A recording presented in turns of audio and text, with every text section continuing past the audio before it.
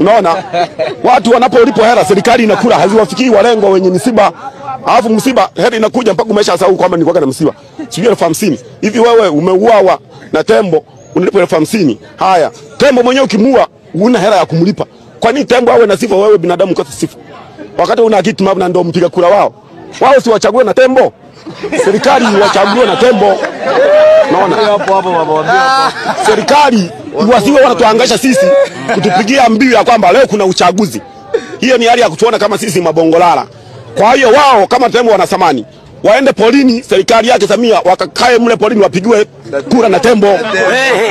Sisi tunakanyagwa tembo, watoto wetu wanakufa, tunaambiwa tembo tumewachokoza. Sisi tuko huku tumefikaje polini?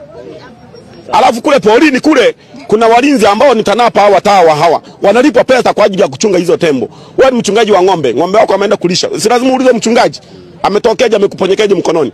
Sasa hawa wamepewa na magari ya serikali na bunduki na silaha. Wanashindwa kuwazuia kule tembo, wanakuja mpaka mjini kutuzuru. Alafu ukiwauliza wanakuambia mmewavamia tembo. Kwa hiyo tukaishi